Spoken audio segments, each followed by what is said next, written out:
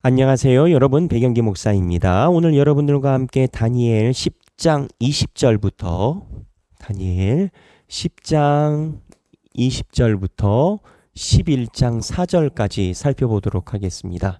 자, 오늘은 어떠한 부분에 대한 이야기가 나오냐면 바벨론이 멸망하고 그 다음에 등장하는 나라가 페르시아입니다. 페르시아의 왕이 누구냐? 고레스죠. 자, 표 한번 보겠습니다. 우리가 이제 반복해서 봐야 도움이 되겠죠. 제가 조금 거칠게 표현했습니다만 이 역사에 보면은 이스라엘 백성들이 여기에서 멸망했죠. 605년 침략이 시작한 게 605년이니까 완전 정복은 586년 7년에 됐다라고 보지만 605년부터 보면 바벨론이 강자가 되고 그 다음에 고레스가 이제 여기에서 등장하고 바벨론을 멸망시키죠. 고레스가 강자가 되고 이 페르시아입니다. 페르시아. 그 다음에 알렉산더. 우리가 영화에도 많이 나왔던 알렉산더. 그 알렉산더 제국이 통치를 하고 그 다음에 이제 로마가 들어오는 이 네 구조입니다. 그래서 이 다니엘이 본 예언은요. 이 로마가 왔을 때 예수 그리스도가 올 때까지의 여정을 이야기를 하고 예수 이후의 여정까지를 환상에 가지고 있습니다. 자, 그럼 예수 이후의 여정에 대해서 가지고 있는 환상의 대표적인 게 뭐냐? 손대지 아니한 돌, 뜨인 돌이 이 네 개에 해당되는 신상을 다 무너뜨리죠. 예수 그리스도가 와서 세상에 있는 권세를 무너뜨린다라는 상징을 가지고 있고 또 나중에는 또 옛적부터 계시니까 오셔서 모든 것을 다 심판한다라는 메시지. 이게 예수 이후에 대한 내용이거든요. 근데 이거를 또 알아야 됩니다. 그리스도가 오잖아요. 그러면 그리스도가 오면 마귀도 놀지 않거든요. 그 마귀들도 그리스도를 대적하기 위해서 마지막 날까지 항거를 한단 말입니다. 그 그리스도에 대적하는 마귀의 대표적인 명사가 적그리스도입니다. 그래서 적그리스도에 대한 등장도 다니엘서의 예언에 어느 정도 포함이 되어 있습니다. 그러니까 다니엘서는요. 예수님이 오실 때까지 그 다음에 마지막 오시는 순간까지의 하나님의 계획을 환상으로 본 거고 구약에서 하나님의 계획을 최초로 보여주신 사람이 다니엘인 겁니다. 이 계획을 실제적으로. 그리고 예수가 나타나니까 당연히 적그리스도가 나타나죠. 예수를 대적하는. 그래서 그 적그리스도의 출현 시기가 이 네 번째 로마 이후로 해석함이 맞습니다. 이 부분에 대해서 더 집중적으로 적그리스도와 그리스도의 시대가 병행하는 과도기 조금 아직 이루어지지 않은 이미 이루어졌지만 아직 이루어지지 않은 이 과도기적 상황에 대해서 묘사를 해놓은 이쪽 파트가 요한계시록입니다. 그러니까 요한계시록에 대한 맥락을 프레임을 잡고 있지 않으면 다니엘서는 안 풀립니다. 해석을 할 수가 없어요. 죄송하지만 구약학만 가지고도 풀지 못합니다. 신약학만 가지고도 풀지 못합니다. 구약과 신약을 연결하는 부분이 있어야 되고 이러한 종말에 대한 조직신학이란 파트 그러니까는 신학적인 구조 이 세 가지 박자를 가지고 있어야 이 다니엘서를 볼 수가 있습니다. 부끄럽지만 저도 최근에 이르러서야 이 모든 그림을 다 이해하고 맞출 수 있게 됐습니다. 하길교회 준비하면서요. 그전에는요. 이 다니엘서 파트는 그냥 물어보세요. 신학을 하거나 또는 목사님들도요. 이 부분의 해석에 대해서 굉장히 곤란해하는 부분이 여기입니다. 그래서 이제 여러분들에게 이 설명을 드리는데 오늘 이 이야기가 길은 이유는 오늘 나오는 부분에는 어느 쪽 파트를 얘기를 하느냐. 이 고레스 바벨론을 멸망시킨 고레스 왕조와 알렉산더에 대한 예언을 이야기를 합니다. 이 고레스 왕조의 어떤 부분을 이야기를 하느냐? 이 고레스 그러니까는 바벨론 페르시아 왕조에 보면 페르시아의 왕조의 실제적인 역사가 있습니다.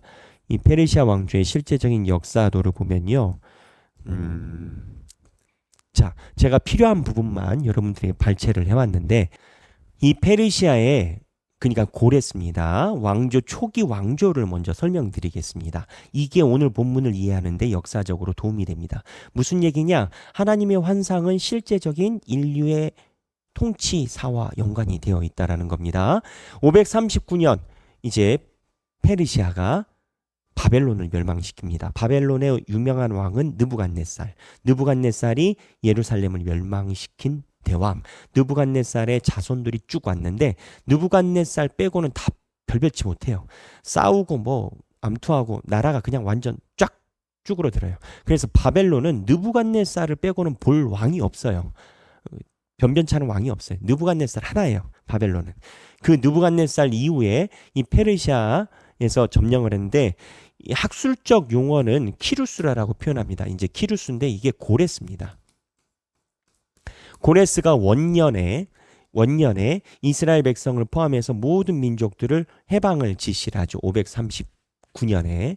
근데 실제적인 해방의 귀환은 537년경에 이루어지기 시작했다라고 보고 완성이 535년경으로 이제 봅니다. 한 5년 정도의 편차가 있죠. 그동안에 이제 귀환 행렬이 계속 시작이 된 건 거죠. 이 고레스가 왕이고 그 다음에 후대가 캄비네우스와 다리우스 1세라는 사람이 나옵니다. 근데 여기서 우리가 보려고 하는 사람이 누구냐? 이 사람입니다. 크세르입니다. 486년입니다. 여기는 고레스는 539년. 역으로 계산하는 건 거예요. 역으로 0으로 오니까 539, 538, 537, 536 해서 486이 된 건 거죠. 이 크세르 1세라는 사람이 특이한 사람입니다. 아하수에로라는 사람인데 우리에게 알려진 걸로는 누가 여기에 등장하느냐? 에스더입니다. 이 크세르가 이 고레스 이후로 나라를 굉장히 강하게 이끄는 사람이에요. 근데 이 크세르가 뭘 했느냐? 이때 알렉산더의 고향인 마케도니아, 알렉산더가 아직 태어나진 않았지만 이 마케도니아를 칩니다. 자, 여기 지도 봅니다. 이게 페르시아예요. 페르시아가 이렇게 고레스죠. 고레스 지역이 가지고 있어요. 근데 여기서 완전 정벌이 되지 않은 지역이 있어요.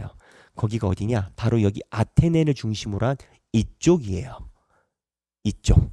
여기가 이제 그리스입니다.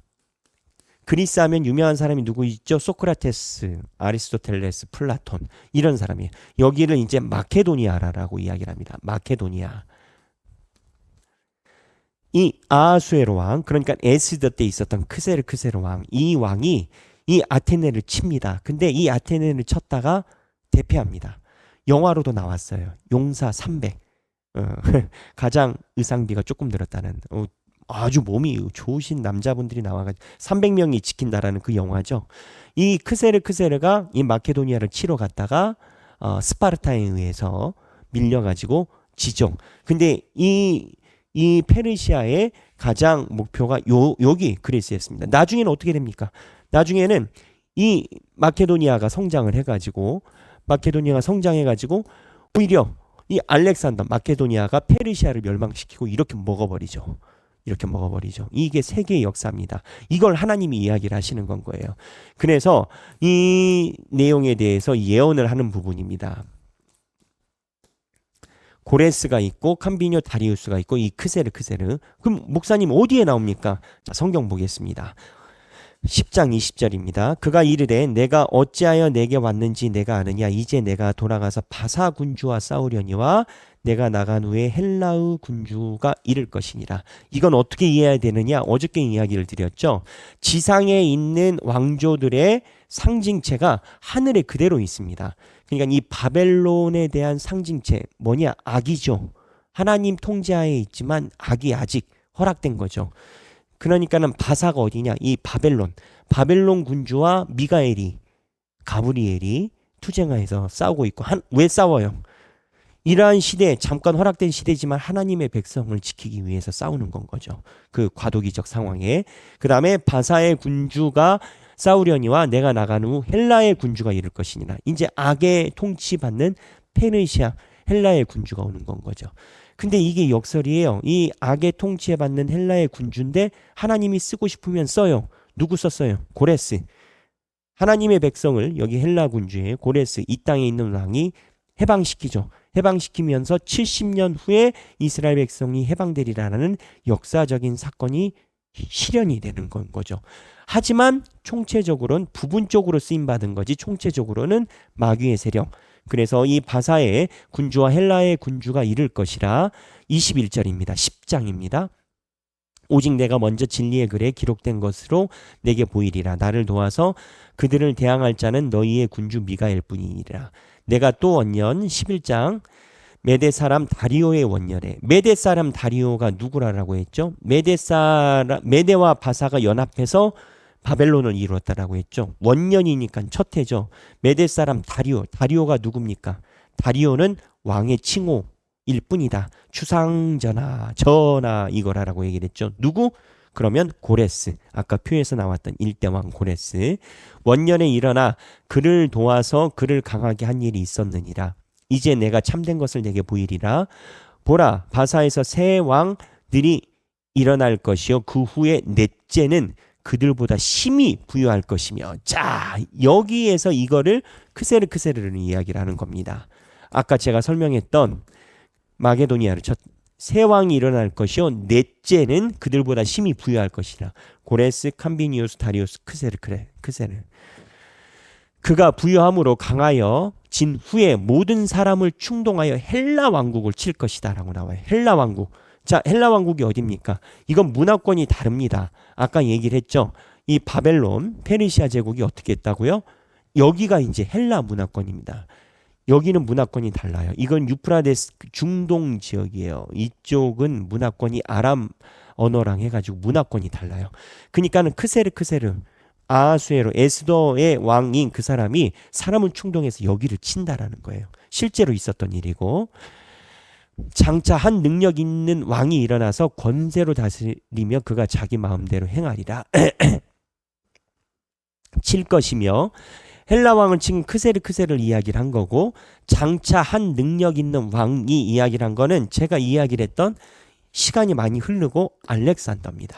이 알렉산더가 일어나서 거꾸로 큰 권세로 다스리며 자기 마음대로 행하리라.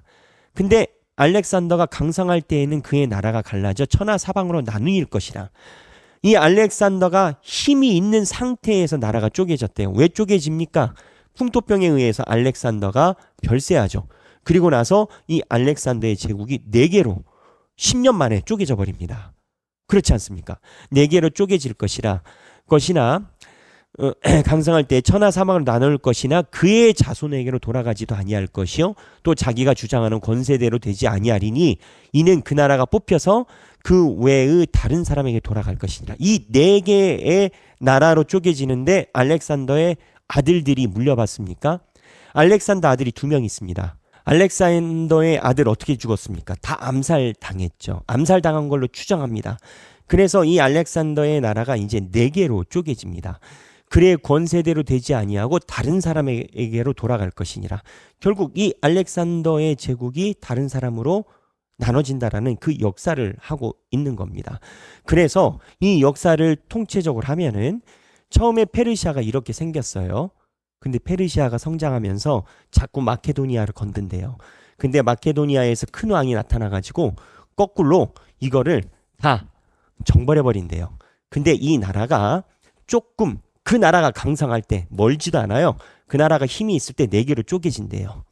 근데 이 특이한 점이 알렉산더 이거를 강성하게 이끈 그 집안으로 왕권이 가지 않아요. 남에게 간다라는 거예요. 이거를 이야기를 하는 건 거예요. 여러분 이 세계 역사를 하나님이 알려주시는 게 대단하지 않습니까? 우리에게 알려주시는 게 지금 다니엘이 보고 있는 이 세계의 역사는 100년에서 200년 후입니다. 최소. 하나님이 다니엘에게 이야기를 해주시는 이유가 뭘까요? 세계의 역사는 하나님께서 세계의 역사는 세계의 주관자는 나다.